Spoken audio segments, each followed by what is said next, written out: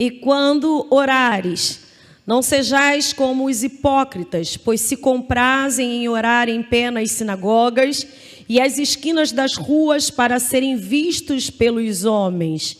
Em verdade vos digo que já receberam o seu galardão. Mas tu, quando orares, entra no teu aposento e fechando a tua porta, ora o teu pai que está em secreto. O teu pai que vem em secreto te recompensará publicamente. Primeira parte do texto que vamos meditar fala sobre oração e como deve ser a oração secreta. Como deve ser a oração. Agora a gente tem em Mateus capítulo 6, no verso 16 e 17, falando sobre algo que anda junto com a oração. Mateus 16, 17 diz: e quando jejuardes, não vos mostreis contristados como os hipócritas, porque desfiguram os seus rostos, aos homens pareça que jejuam. Em verdade vos digo que já receberam o seu galardão. Tu, porém, quando jejuares, unge a tua cabeça e lava o teu rosto. Eu quero dizer que aqui Jesus apresenta a forma de orar e a forma de jejuar. Mas algumas pessoas, algumas correntes teológicas defendem muito que não há mais a necessidade do jejum. Tem pessoas que acham que não há necessidade até mesmo de oração, porque Deus é onisciente, onipotente, onipresente. E eu quero dizer para você que tudo que Jesus fez, e Paulo disse que nós somos imitadores de Cristo, nós devemos praticar e fazer, amém? A palavra de Deus, ela não mudou. E Paulo diz que se vier outra doutrina que não seja essa, que sejamos anátema, que não aceitemos outra versão, outra mensagem, outro ensinamento que não seja aquele que diz a palavra de Deus. Eu quero que você atente para esse texto que é falado um advérbio: quando orares, quando jejuardes. Eu quero dizer que Jesus, ele não usa um pronome se, que é uma partícula de dúvida. Se orares, se jejuares. Não, ele coloca quando orares. E esse advérbio mostra que em algum tempo, em algum momento, você vai fazer isso. Ou seja, Jesus, ele espera que nós vamos fazer. Por quê? Vamos aplicar. Se eu falasse, se você tomar banho, se você fizer a sua higiene, eu estou dando uma opção. Se você fizer. E a questão aqui, ele não diz se você jejuar, ele diz quando. Quando eu falo assim, quando você tomar banho, quando você fizer a sua higiene, eu entendo que você em algum momento vai fazer isso.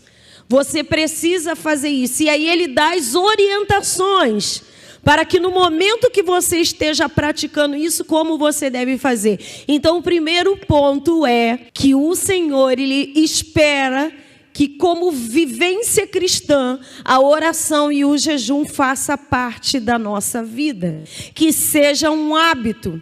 Quando você fizer, porque eu não pergunto se você vai comer para sobreviver, você vai comer. Então, eu falo, quando você comer, você coma de forma saudável, coma alimentos bons. Aí vem a orientação.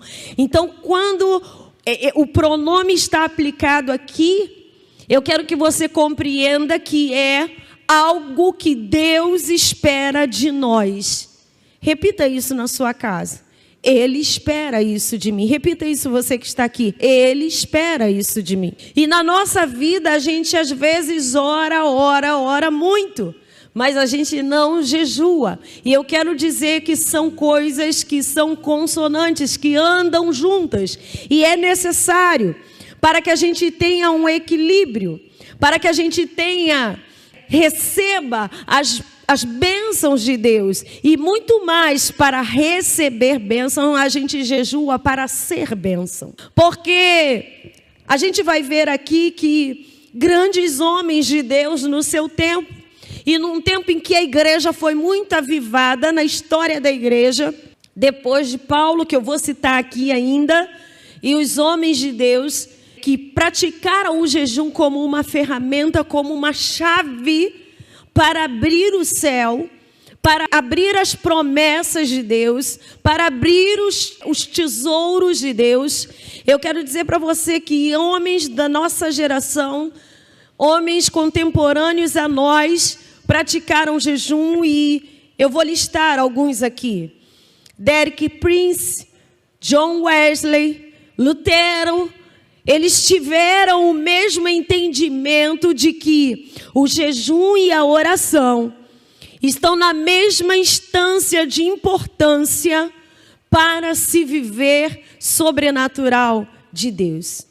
A gente vive uma geração que tem poucos resultados superficiais, porque é uma geração que não preza mais pelaquilo que Jesus mandou a gente fazer. Quando você jejuou esse ano? Quando você jejuou esse mês? Quando você jejuou essa semana? Eu quero dizer que é algo que precisa ser uma prática em nossas vidas. Esses homens tiveram resultados e tiveram revelações incríveis pela prática do jejum e da oração. E eu quero explicar nesta noite para você o que o jejum faz em nossa vida.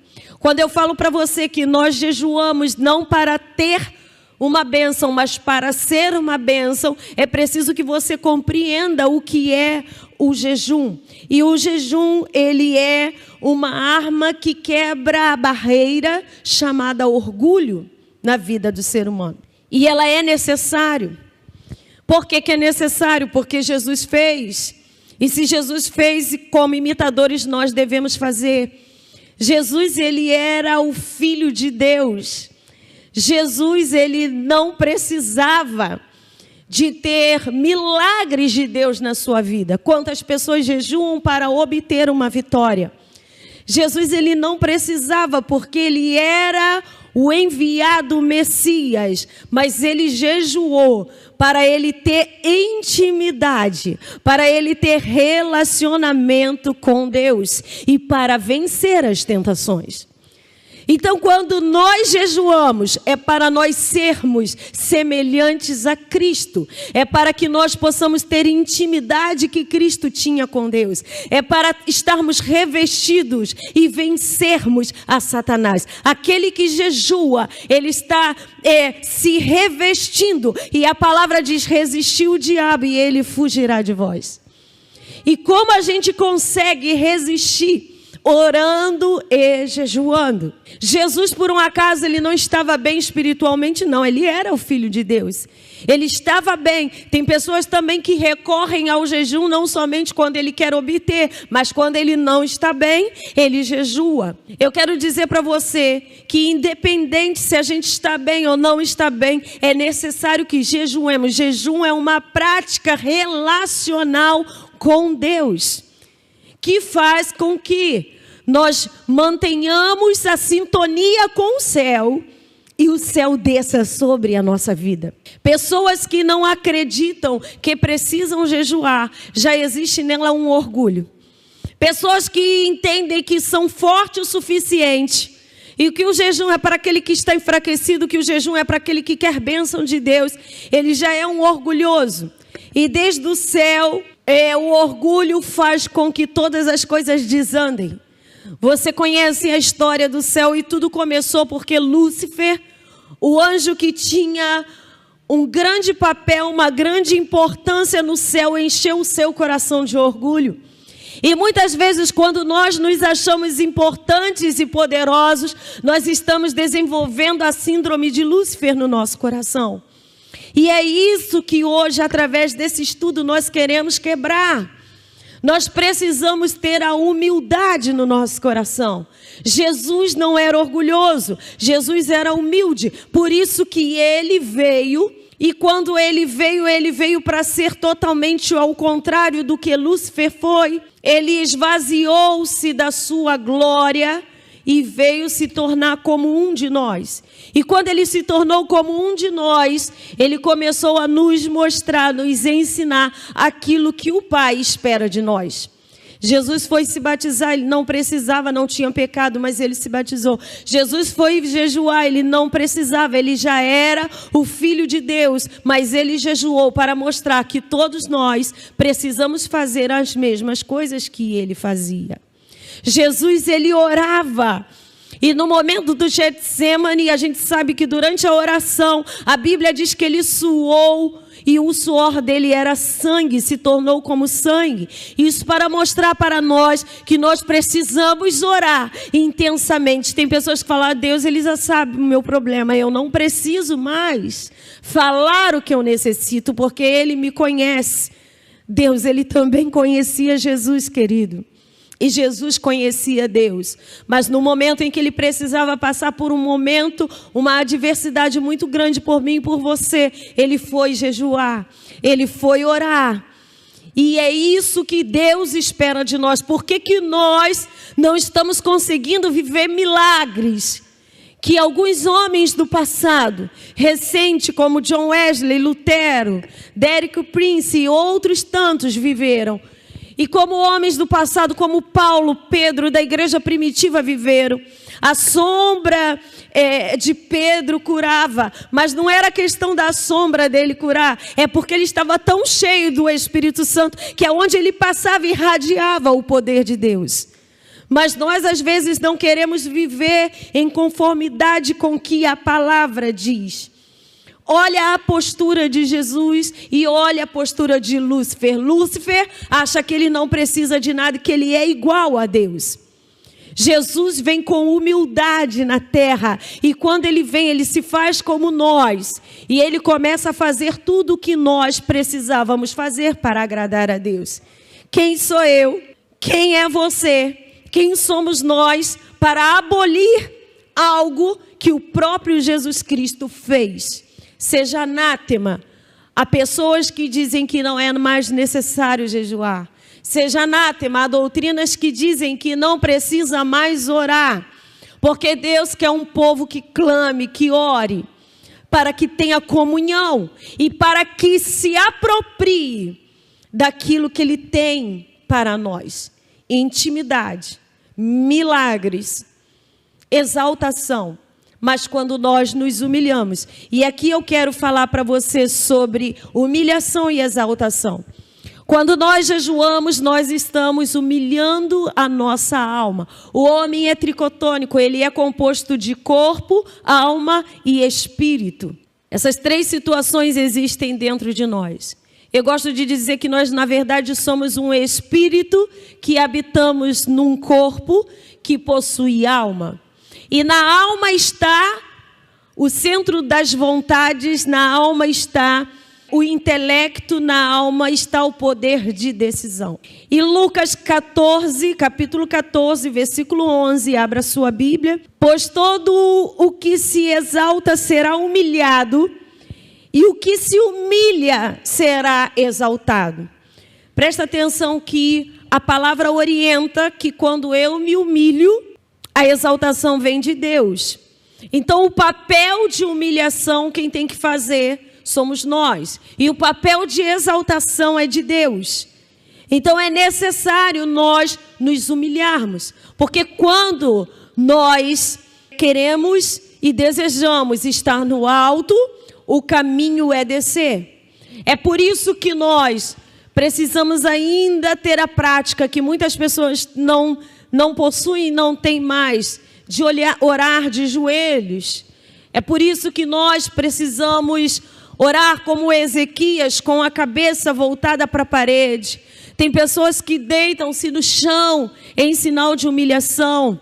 Os palestinos, eles colocam a sua cabeça na terra e fazem a sua prece voltada para a Meca. Mas alguns cristãos hoje, eles não prezam pelo seu momento de oração e acham que nada mais é necessário. Esse é um caminho de orgulho. E tudo que Deus não quer é orgulho. Não podemos ser orgulhosos, porque o orgulho nos afasta de Deus. Quando nós nos joelhamos, quando nós fazemos algo para Deus e mostramos para Ele que somos dependentes do seu amor, da sua bondade e misericórdia, quando nós humilhamos a nossa carne em jejum, a nossa alma em jejum, Deus se agrada. Porque é quando nós determinamos em nossa vida que o Espírito, que é a parte que Deus soprou sobre nós no Éden, está no controle da situação. E o Espírito estando no controle da situação, ele sabe que às vezes ele tem que doutrinar a alma.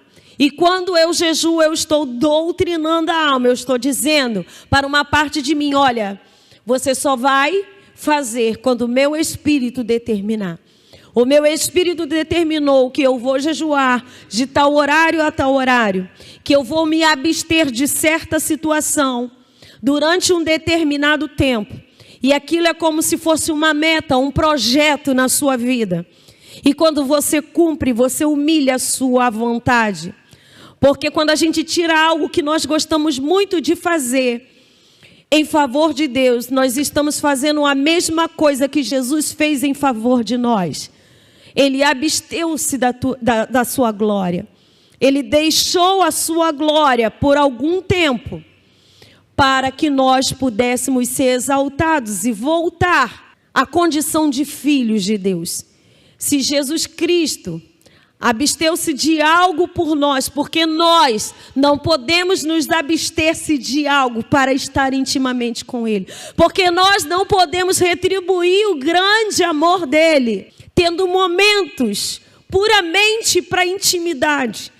Não faça somente o jejum na hora que você quer um milagre. Não faça somente o jejum na hora que você esteja fraco. Mas faça o jejum como prova de amor a Deus. Porque Ele também teve um momento de deixar aquilo que era dele, aquilo que ele gostava. Ele deixou de estar com o Pai, ele deixou de estar na sua glória para se fazer como um de nós, humilhando-se a si próprio. E por que nós não podemos nos abster-se de algo que gostamos para estar com Ele e demonstrar o nosso amor e gratidão a Ele? Em Tiago 4, versículo 10, no capítulo 4 de Tiago, o verso 10 diz: humilhem-se diante do Senhor e Ele vos exaltará. Mais um versículo, nós lemos Lucas 14, 11, que diz isso. Depois viemos para Tiago 4, 10, que também diz: humilhem-se diante do Senhor e Ele vos exaltará. Daqui a pouco eu vou dizer para você por que o jejum é humilhação dentro da Bíblia. É necessário isso para que Deus nos exalte, a gente não se humilhe. Agora preste atenção, eu não estou falando que você precisa se humilhar diante de homens. Eu não estou falando que você precisa se humilhar diante de pessoas. Porque o próprio Jesus, quando a gente leu em Mateus, orientou que homens não precisam ver que nós estamos orando ou jejuando. A nossa aparência não precisa ser de coitado. Mas a nossa humilhação, ela pode ser e deve ser em secreto diante de Deus. Ele é que precisa saber disso. Porque quando nós fazemos isso, nós estamos humilhando a nós mesmos para que Deus venha nos exaltar. Entenda isso. A humilhação não é diante das pessoas. Você deve se humilhar diante de Deus. E a humilhação diante de Deus traz exaltação. 1 Pedro, capítulo 5, versículo 6, diz assim: mas quanto a mim, quando estavam enfermos, e a minha roupa era de pano de saco, humilhava a minha alma. Aliás, Salmo 35, 13. Davi, ele fala sobre a humilhação e o jejum. Depois eu vou a 1 Pedro com você. Davi diz: mas quanto a mim, quando estavam enfermos, a minha roupa era de pano de saco, humilhava a minha alma com o, diga comigo, jejum. Como Davi humilhava a sua alma? Com o jejum. É por isso que eu digo e afirmo que o jejum é uma forma de humilhar a sua alma. Davi diz: eu humilhava, algumas versões vem eu afligia a minha alma. Mas na maioria das traduções, e a tradução que traz melhor o texto do hebraico para a nossa tradução é humilhava. Mas quanto a mim, quando estavam enfermos, a minha roupa era pano de saco, humilhava a minha alma com o jejum. e a minha oração voltava para o meu seio. Ou seja, oração e jejum trabalhando juntos em harmonia. E ele humilhava a sua alma com o jejum para a oração dele subir até o trono da graça de Deus. E hoje, há vozes que digam que não é necessário mais você humilhar a sua alma, mas é uma prática tanto do Velho Testamento quanto do Novo Testamento. 1 Pedro 5,6 diz: humilhai-vos, pois, debaixo das potentes mãos de Deus, para que a seu tempo Ele vos exalte. Diga comigo, exaltação requer humilhação. E como eu humilho? Como eu faço essa humilhação? É através do jejum. A gente vê Davi aqui dizendo: eu humilhava a minha alma em jejum. Se nós entendêssemos a dimensão do que é essa chave, essa ferramenta de jejuar, a gente quebraria muitas barreiras e viveríamos os milagres que aconteciam no passado. Viveríamos um grande avivamento. Mas eu quero dizer para você que, independente do outro, Deus espera que eu e você façamos isso. E se eu e você aliançarmos com Deus através de hoje, através desse estudo, fazer parte da nossa vida a prática da humilhação, através do jejum, a palavra tem uma promessa: humilhem-se diante do Senhor e Ele vos exaltará. Humilhe-se, pois, debaixo das potentes mãos de Deus, para que a seu tempo Ele vos exalte. Há pessoas que não compreendem, mas eu quero dizer nesta noite que a palavra de Deus, ela é clara e está sendo revelada para aquele que quer entender. E se você quer entender, você está tomando hoje para você algo especial, algo sobrenatural. Eu quero dizer para você que a humildade, a humilhação são caminhos que Deus espera para que nos leve para cima e que nos leve para o alto. A Bíblia diz que muitos vão chegar nos últimos dias e dizer diante de Deus: mas Senhor, eu curei enfermos, eu salvei vidas, eu profetizei. E Jesus vai dizer assim: apartai-vos de mim, que eu não vos conheço. Sabe por que isso vai acontecer? Porque existem pessoas que hoje utilizam-se dos dons do Espírito para satisfazer o seu próprio orgulho, a sua vaidade. E elas, embora tenham um dom, eu quero dizer para você que o dom, ele edifica pessoas, mas o fruto do Espírito, ele nos edifica. Tem pessoas que têm o dom de curar, tem pessoas que têm o dom de profetizar, mas nem todas elas estão em conformidade com a palavra de Deus. E você não precisa se escandalizar, porque Jesus já tinha avisado que isso iria acontecer. Às vezes uma pessoa que pode ser um grande preletor, um grande pregador, uma pessoa muito usada por Deus, ela não consiga atingir o céu. Mas você que passou a sua vida inteira, talvez sentado só ouvindo a palavra e praticando ela na sua casa sem um microfone, sem um altar, a sua coroa de glória seja muito maior. E talvez aquele que estivesse a vida inteira diante de um altar pregando a palavra, talvez perca a sua coroa. Por quê? Por causa do orgulho, por causa da vaidade. Porque nós temos que entender que nós não somos nada e que Deus, Ele é tudo. E pessoas, às vezes, porque fazem algo e acontece, porque elas oram e as pessoas aceitam Jesus, porque elas oram e pessoas são curadas, porque elas oram e pessoas são libertas, elas já estão cheias do poder de Deus e elas não precisam mais ter essa prática de humildade, de humilhação. E eu quero dizer para você que quando nós temos um coração assim, nós já recebemos aqui na terra honra e glória. E no céu não tem nada mais para essas pessoas. Mas quando nós entendemos que nada disso nos pertence, que tudo isso vem de Deus e que eu sou tão necessitada de me humilhar quanto qualquer outra pessoa que está no mundo. Eu me humilho, eu sou humilde diante de Deus e aí eu produzo em mim não somente os dons do Espírito, mas o fruto dele. E o fruto é que vai me levar até o céu.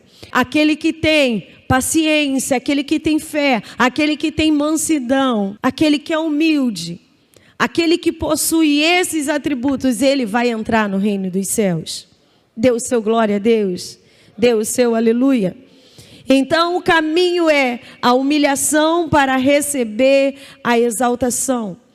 Eu quero dizer que na alma, como nós falamos antes aqui, tem as partes que onde estão a vontade, o intelecto e as emoções. A alma é a parte arrogante. A parte é a alma egoísta. A alma é a parte que grita dentro de nós e que nos aconselha geralmente para o mal. Quantos de nós já não ouvimos vozes dentro de nós mesmos? Quantas vezes você tem um pensamento e você precisa se repreender e diga, por que eu estou pensando isso? E você diz, por que esse pensamento, não, eu não quero isso. Quantas vezes a gente olha para alguém, um infrator, e fala assim, bem feito, ele merecia a morte. Ele era um homem mau. Aí dentro de nós grita a misericórdia. Mas coitado, ele talvez não tenha tido alguém que tenha falado de Jesus para ele. Tem uma mãe que orou e chorou, e isso aconteceu. Mas a alma, ela é arrogante. Ela sempre te coloca numa situação superior a dos outros. Ou seja, o seu pecado, ele sempre é menor. Ou ele tem algum...